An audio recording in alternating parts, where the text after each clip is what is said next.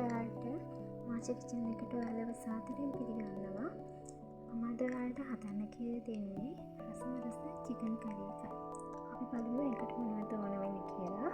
මුලින්ම සුදු ලුණු, ඉඟුරු, කරපිංචා, රම්පේ, තක්කාලි. මේ දේවල් තමයි ඕන වෙන්නේ. ඊට අමතරව මිරිස් කුඩු, මිරිස් කුඩු, කහ කුඩු, මස්කඩ. අපි බලමු දැන් කොහොමද හදන්නේ කියලා. දෙන්න අපි මේ වගේ භාජනයක් ලිපේ තියාගෙන ඒකට තෙල් ටිකක් දාගන්නවා. තෙල් ටික රත් වීගෙන එනකොට ගොර සුදු ලුණු ටික මේකට දාන්න ඕනේ.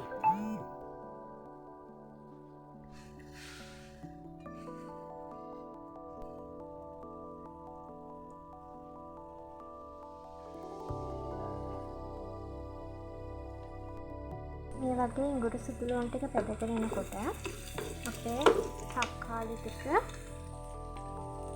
කරපිංචා, රම්පේ ටික මේකට දාලා හොඳට කලවම් කර ගන්න ඕනේ.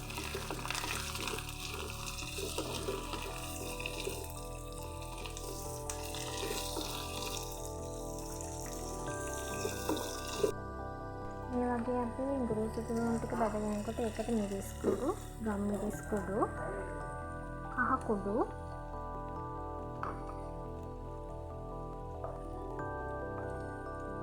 මස්කඩි දාලා හොඳට කලවම් කරන්න ඕන.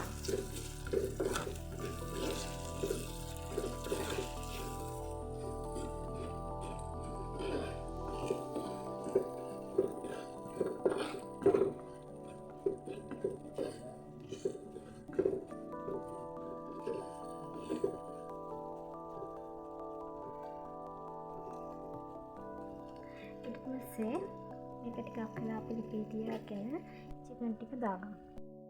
දැන් අපේ චිකන් ටික මේකට දාගමු.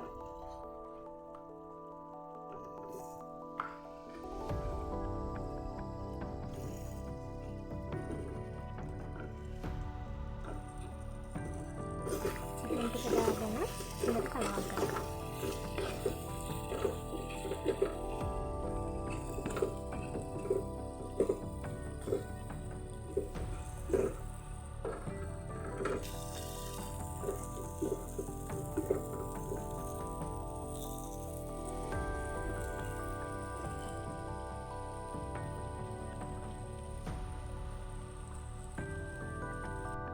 දැන් අපි මේකට අපි මේ දාගන්න. මේ දාගෙන කලවම් කරගෙන මෙතන දාගන්න.